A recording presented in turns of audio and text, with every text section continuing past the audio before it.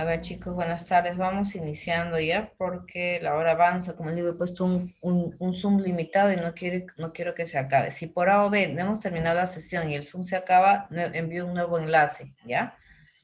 Buenas tardes con todos. Vamos a compartir nuestra sesión 6, que es la primera parte de costos de exportación.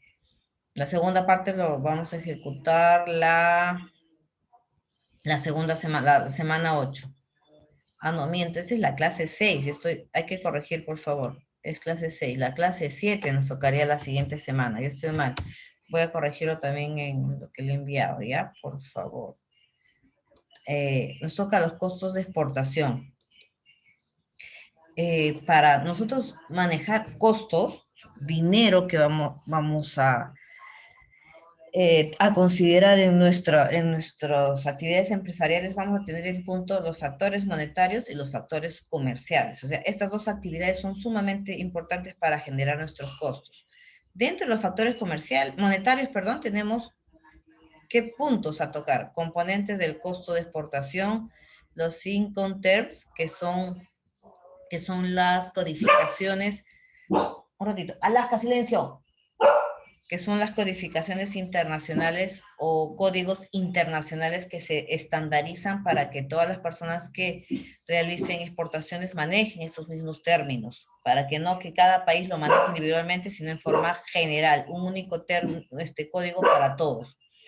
Los valores en aduana, las reglas de origen, los regímenes promocionales. Esos son los factores monetarios que vamos a tener que contemplar para cada uno de estos puntos que estamos señalando. Y en lo que son factores comerciales, ahí hay que ver lo que es en sí la misma actividad de comercialización, nuestros objetivos en estrategias de marketing y la política de fijación de precios. Estos dos factores son sumamente importantes para determinar el costo de nuestras exportaciones, porque en cada uno, como hemos señalado, en los factores monetarios, en esos 5 puntos, hay que ejecutar o realizar gastos, mientras que en los factores comerciales también se generan gastos, pero solamente en estos puntos que estamos mencionando. Dentro de los factores monetarios, los costos que vamos a considerar están los costos directos y los costos indirectos.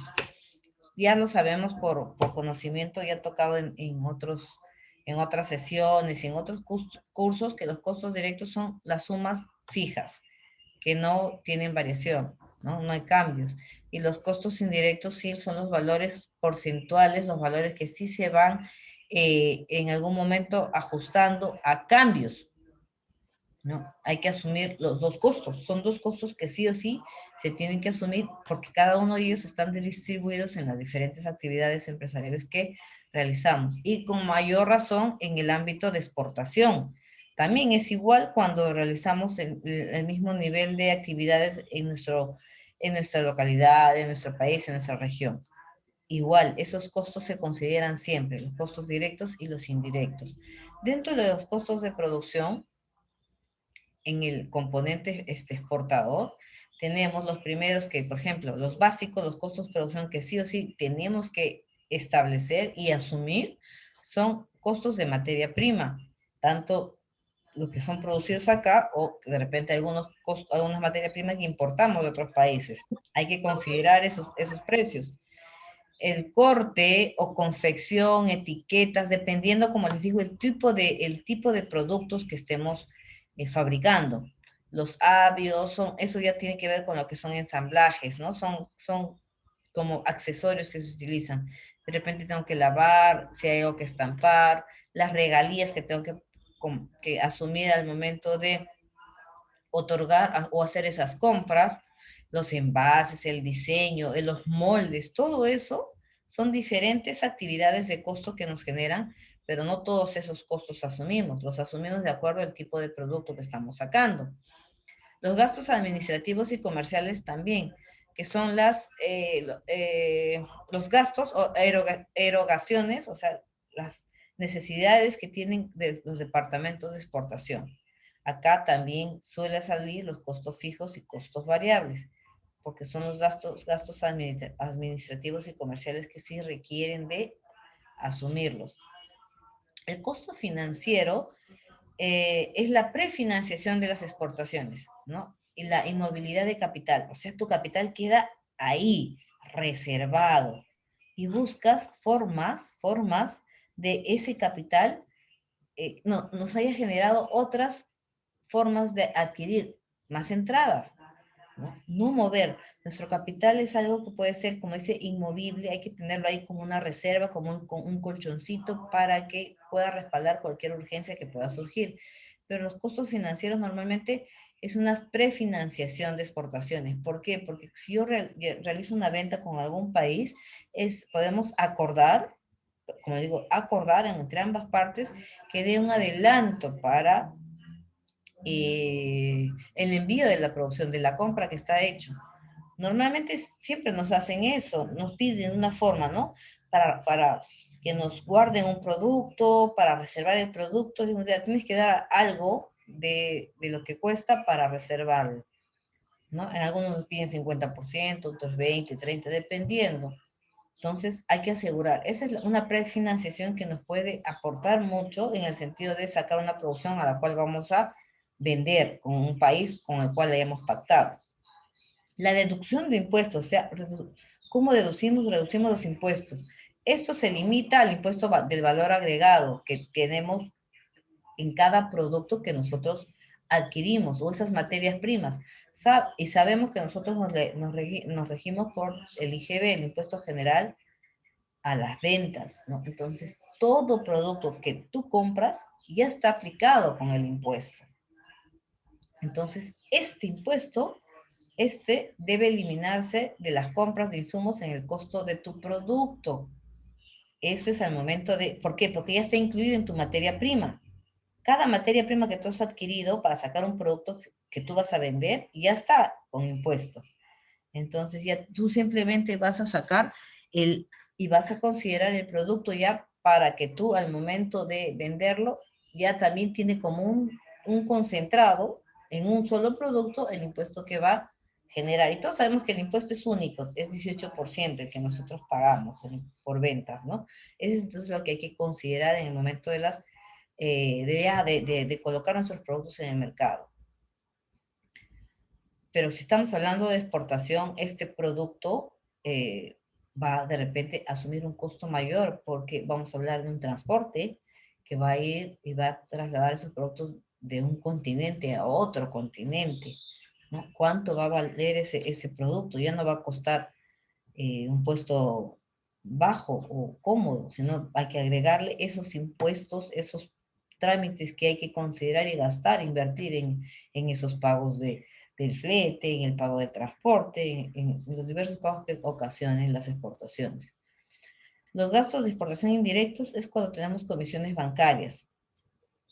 Cuando, por ejemplo, los pagos que recibimos por parte de los que nos han comprado el producto se hacen a través de financieras, ¿no? Que cobran, eso también dependiendo de cada banco, cobran una comisión por hacer ese tipo de transacciones comerciales, por verificar que tu compra el monto total de la compra esté dentro de la cuenta de quien te está comprando. Se tiene que tener fondos, asegurar. Entonces ellos garantizan que sí. Ah, sí, señor, el señor que quiere comprarle su producto sí tiene fondos para que respalden la compra. Ah, perfecto. Entonces, pero por eso requiere una comisión y sabemos que eso lo estipula, como le digo, de acuerdo a cada financiera. Los honorarios del despachante, de aduana, sabemos que tenemos que contratar a un agente aduanero para que nos ayude a hacer todos los papeles requeridos para la salida de nuestros productos, los derechos de exportación, que es un valor que se paga también en aduana, y las comisiones de venta al exterior. Ese es al término ya de cuando estamos emitiendo las facturas. Comisiones que se otorgan a las personas que han realizado las ventas, ¿no? Las que han hecho las coordinaciones y tienen pues como un plus dentro de su remuneración, tienen un añadido por haber hecho esas ventas.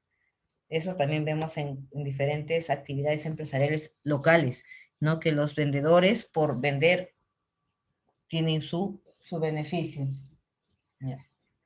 Entonces, eso hay que tenerlo presente.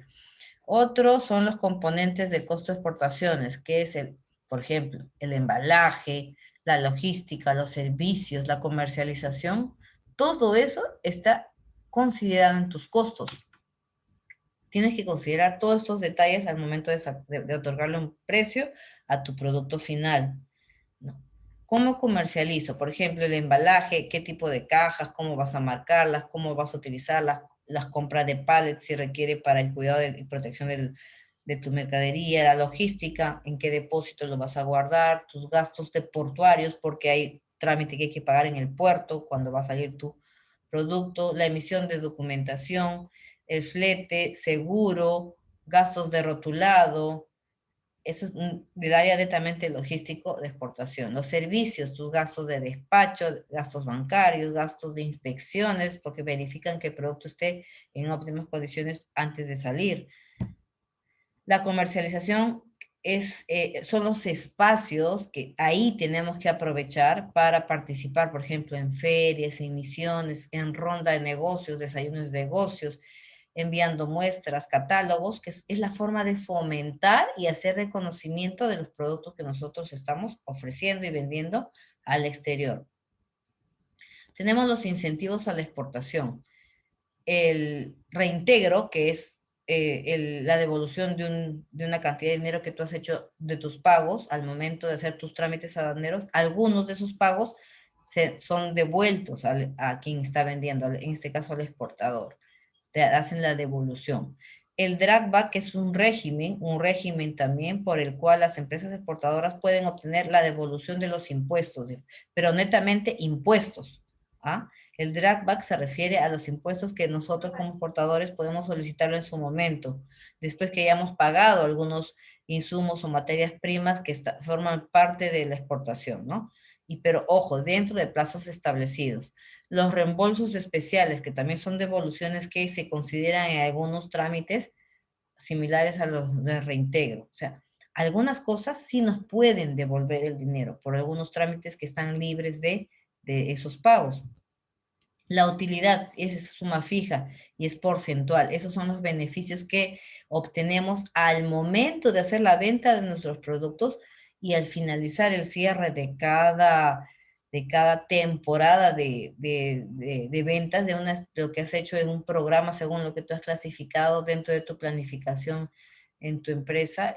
Cada cierto tiempo se cierra y se hace un conteo de cuántos productos has vendido. Según esa cantidad, definitivamente, y si sobrepasa los estándares de lo que tú has planificado, te van a generar utilidades y esas utilidades normalmente se otorgan a todos los colaboradores de dicha empresa.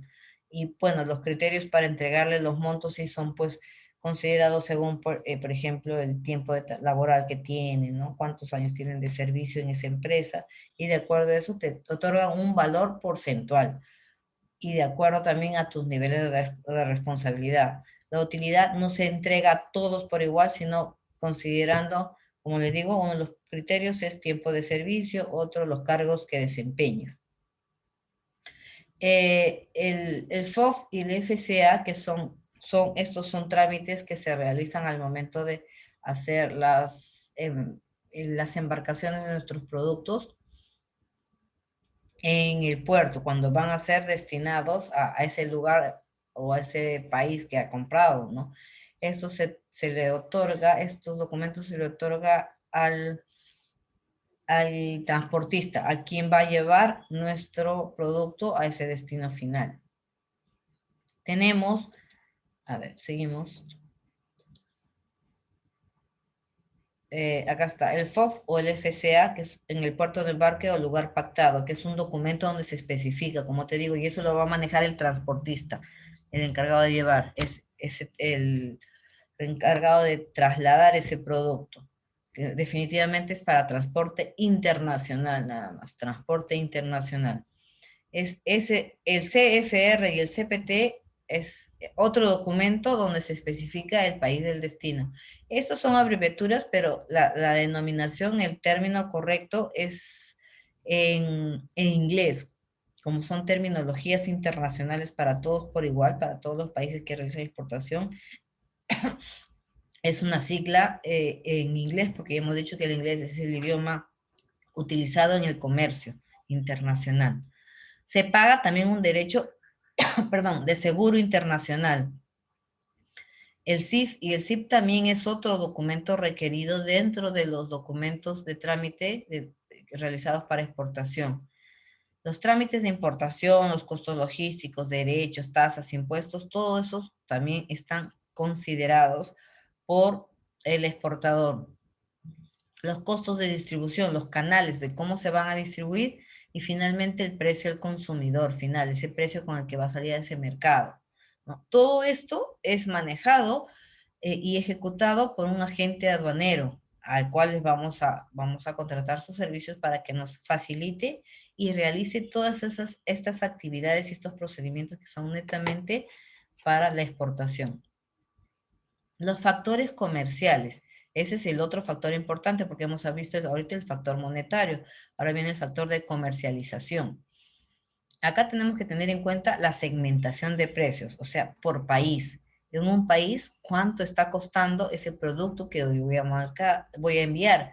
El mercado, su estructura del canal de distribución, el poder adquisitivo, el Incoterm, es la codificación que se utiliza, el estudio del consumidor, o sea, ese producto que yo voy a vender a ese país va a ser bien visto, va a ser adquirido, les gusta mi producto en ese país, van a consumirlo, eso tengo que indagar, o sea, factores de adaptar el precio según el tipo de lugar que va a comprar, el tipo de población que va a consumir. Los precios de mis competidores, porque me sirven de referencia para yo designar el precio de mi producto. Consideración de los atributos intangibles, si es que se requieren algún atributo intangible, porque sabemos que hay los atributos tangibles e intangibles. Si requiere de alguno intangible, hay que considerarlo, como puede ser un seguro, ¿no? También los precios de productos sustitutos o complementarios, acuerdos regionales, que esos son los acuerdos que nos respaldan para hacer la comercialización más ágil, más simple, más dinámica, más sencilla, los márgenes por intermediarios en la cadena de comercialización, utilizar de repente, no directamente yo hago toda la comercialización, ¿no? Sino requiere de algún servicio de un especialista, como por ejemplo una empresa de marketing, para que me ayude a hacer eh, todo lo que se requiere al estudio del mercado, o políticas de precio del comprador. De repente sus políticas de ellos son muy distintas o diferentes de las mías, o analizo bien cómo puedo yo hacer ese negocio, ¿no? Sin que nos perjudique a ninguna de las partes. Las políticas de fijación de precios también están en precios de penetración, precios de diferenciados por canal, precios al costo más utilidad, precios al costo de stock, precios orientados a la competencia, precio marginal, precio meta, precios múltiples. Esos son los precios que se van otorgando de acuerdo a cómo vamos a fijar el precio de mi producto. Normalmente sabemos que el precio de penetración es el precio de inicio, ¿no? Es cuando recién voy a introducir en un mercado nuevo mi producto. Entonces, para que sea llamativo, para que guste, voy fijando un precio bastante bajo.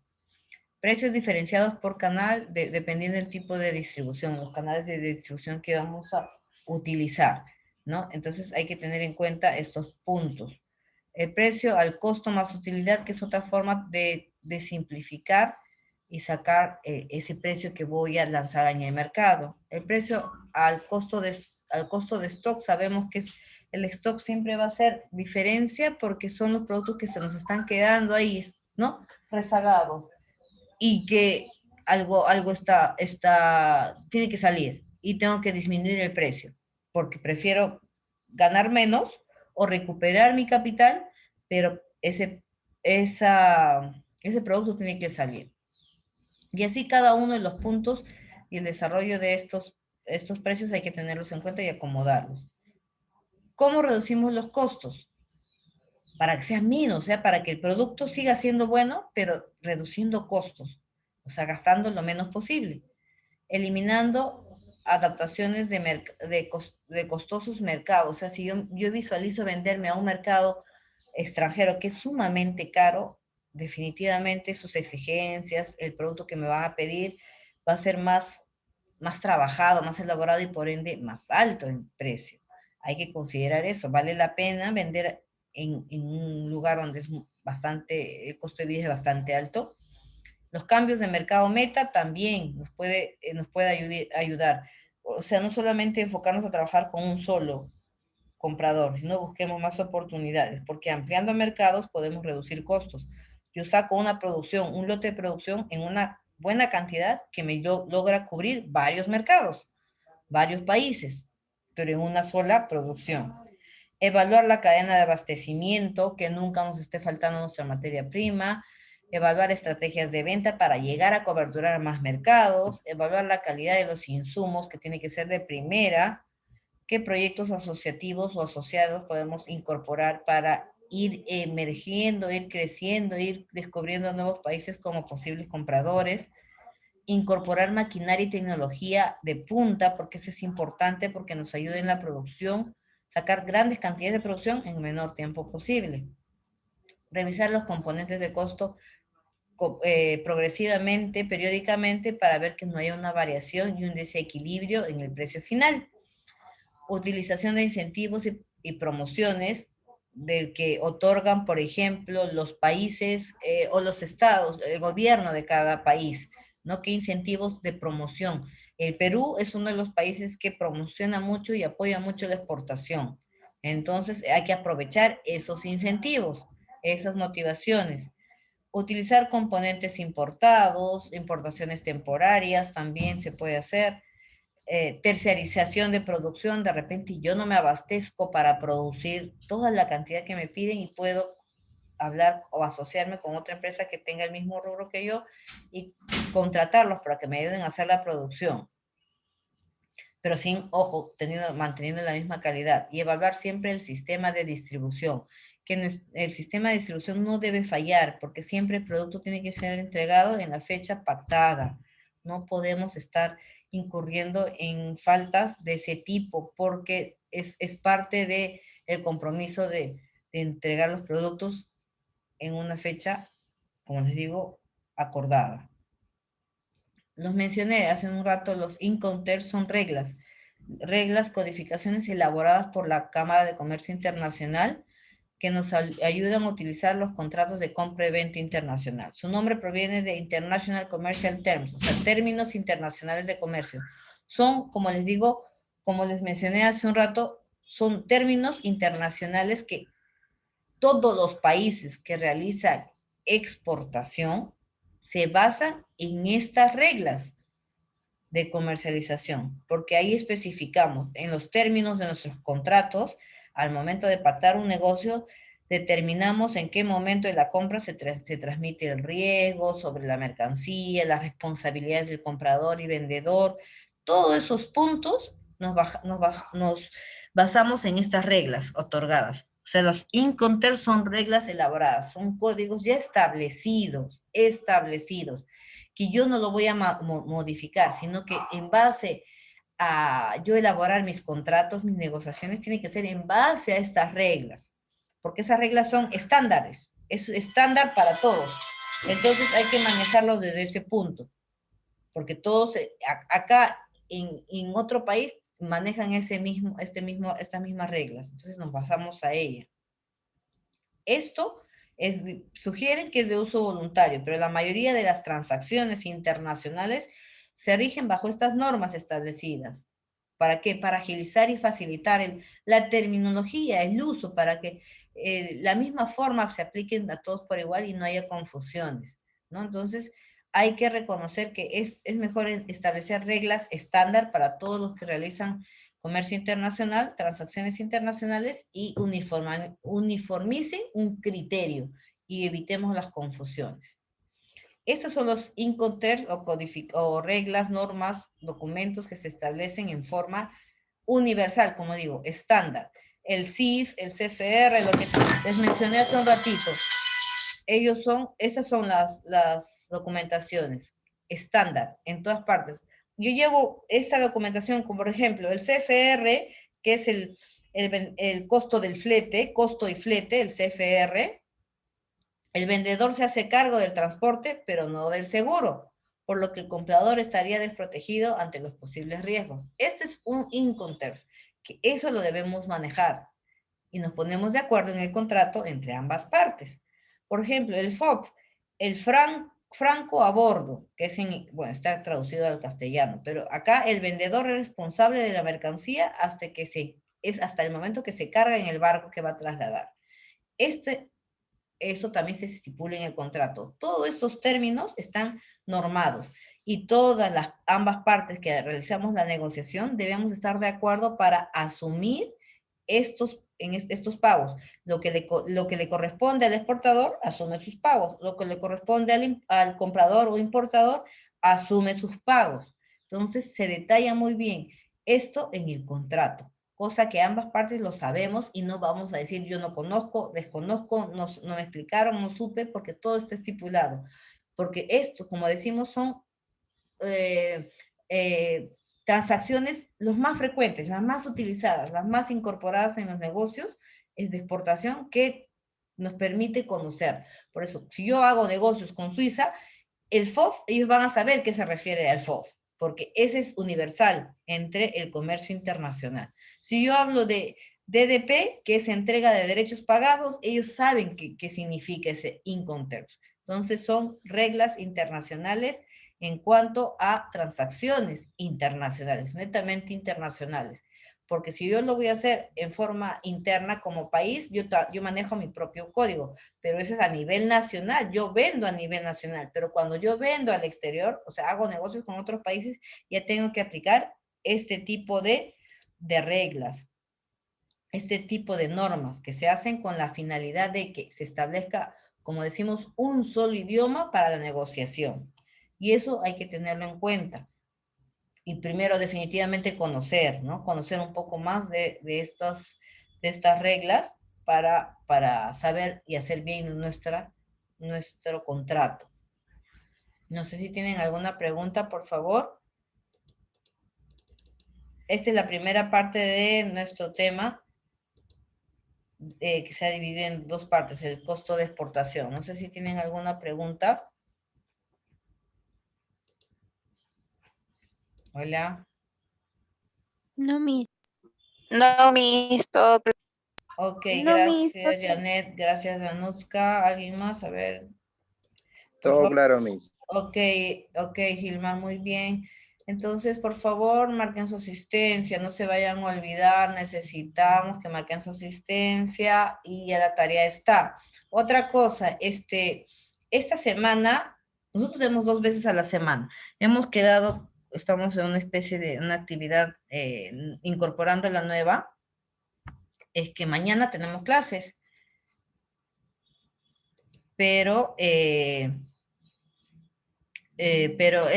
mañana es netamente práctico. Lo que vamos a hacer es que mañana ya no nos conectamos a Zoom, pero sí van a marcar su asistencia y ustedes en la hora que corresponda, no nos toca mañana, miento, el viernes. Sorry, el viernes, sí. Gracias, Gilmar. En esa hora del viernes, sin necesidad de conectarnos a Zoom, podemos ir avanzando la tarea que ya ahorita la voy a activar si es que no la he activado, la voy a activar ahorita para que ustedes lo puedan avanzar. Ya no nos conectamos este viernes, pero sí ingresan al aula virtual a marcar su asistencia. Esa es una sugerencia. Y la otra es que sí nos conectemos y hagamos ese acompañamiento entre todos para hacer nuestra práctica. ¿Qué deciden ustedes? Lo dejo a su criterio. ¿Por cuál opción vamos?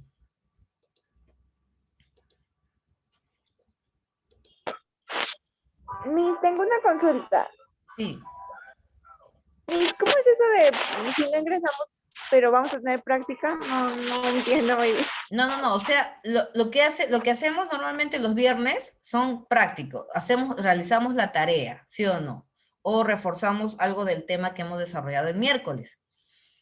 Pero lo que les estoy diciendo yo por esta vez, no vamos a entrar el viernes a hacer la práctica en directo, sino que simplemente ustedes lo van haciendo su práctica, si van avanzando y marcan pues su asistencia normal del día viernes. Pero ya no nos conectamos a Zoom. La cosa es que ya no nos conectamos a Zoom.